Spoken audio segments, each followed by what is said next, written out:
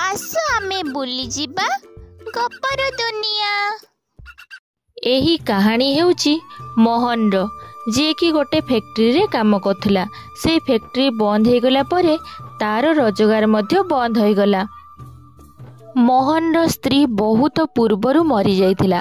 तार गोटे 10 वर्षर झीलटीए थिला। एमितिरे भी तो तार घर बहुत कष्टरे चलुथिला। आउ फैक्ट्री बंद हो गला परे आहुरी मध्य कष्ट हो गला। चाकरी जीवा कथा से ता झील को कही नथिला। सबुदिन भलिया सकाळ उठी से तार काम खोजिबा पई बाहरी जाए। आ संध्या बेले थकी पुणी पळे आसे। अरे रानी, ए रानी, कुआडे गलु? बापा तमे आसिल? हाँ रे माँ, एबे आसी पहुँचिली, किंतु तो पाई रंग आनिबा पाई भूली जाइची। हो ठीक अछि बापा, किछि कथा नाही, काली आनिबो। आम मालिक कहिचंती जेमिति दीपावली रे बोनस मिले ना, होली रे भी आमको बोनस मिलिबो। आ मो तो पाई बहुत किछि रंग आ मिठा आनी देबी। रानी जानिथिला कि से फैक्ट्री बंद हवा कारणरू ता बापांको चाकरी एबे नाही।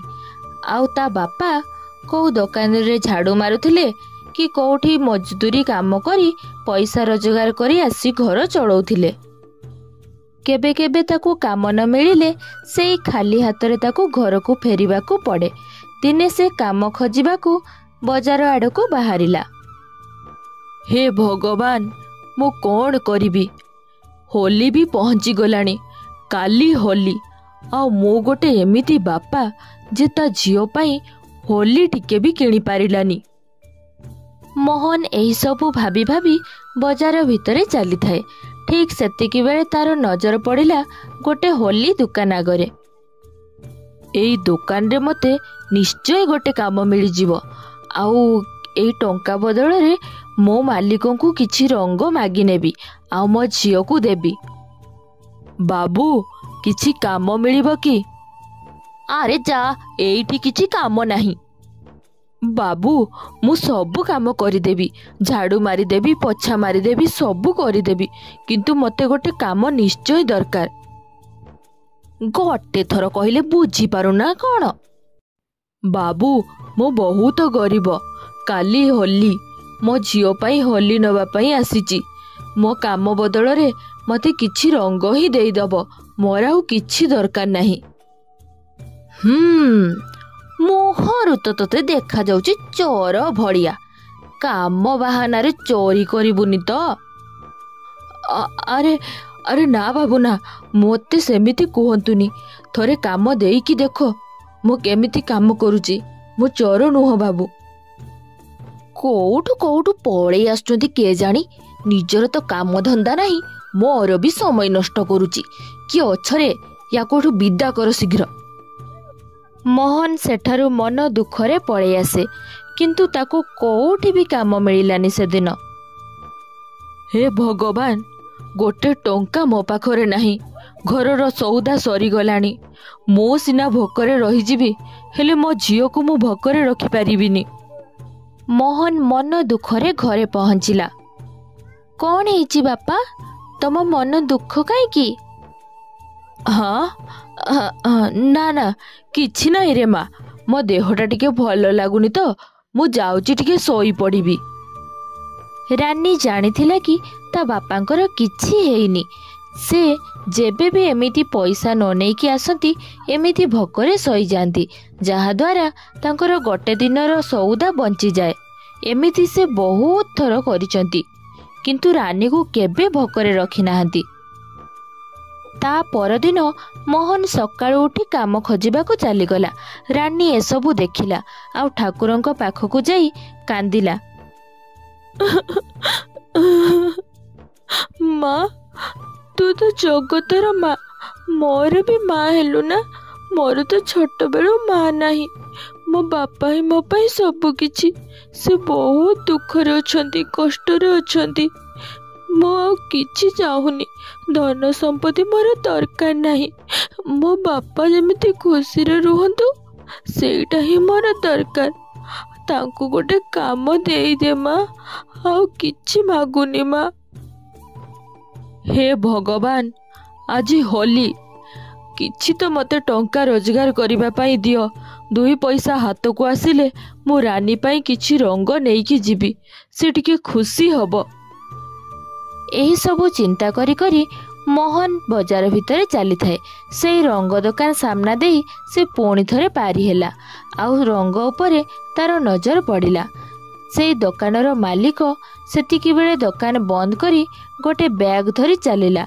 ବ୍ୟସ୍ତତା ଭିତରେ ବ୍ୟାଗ୍ଟି ତା ହାତରୁ ଖସି ପଡ଼ିଲା, ଆଉ ଦୋକାନର ମାଲିକ ଚାଲିଗଲା। ମୋହନ ବ୍ୟାଗ୍ଟିକୁ ନେଇ ସେଇ ମାଲିକକୁ ଦେବା ପାଇଁ ଯାଉଥାଏ। ସେତେବେଳକୁ ସେ ଲୋକଟି ପଳେଇ ଯାଇଥାଏ। ଯେତେବେଳେ ସେ ବ୍ୟାଗ୍ ଖୋଲି ଦେଖିଲା, ଆରେ ବାପ ରେ, ଏତେ ସାରା ଟଙ୍କା! ଏଇ ଟଙ୍କାରେ ତ ମୋର ସବୁ ଅସୁବିଧାର ସମାଧାନ ହେଇଯିବ, ଆଉ ମୁଁ ରାନୀ ପାଇଁ ବହୁତ ସାରା ରଙ୍ଗ ନେଇପାରିବି। ଆରେ ନା ନା, ଏଇଟା ଠିକ୍ କଥା ନୁହଁ। ଜଣା ନାହିଁ ସେ କୋଉ କାମ ପାଇଁ ଏତିକି ଟଙ୍କା ରଖିଥିବେ। ଯାଉଛି ତାଙ୍କୁ ଫେରେଇ ଦେବି। ସେ ବହୁତ ଚେଷ୍ଟା କଲା ଗାଡ଼ିଟିକୁ ଖୋଜିବା ପାଇଁ, କିନ୍ତୁ ଖୋଜି ପାଇଲା ନାହିଁ। ସେ ପୁଣି ସେଇ ଦୋକାନ ଆଗରେ ଆସି ଛିଡ଼ା ହେଲା, କିନ୍ତୁ ସେ ମାଲିକ ଆସିଲା ନାହିଁ। ସେ ବହୁତ ଖୋଜାଖୋଜି ପରେ ଘରକୁ ଫେରୁଥାଏ।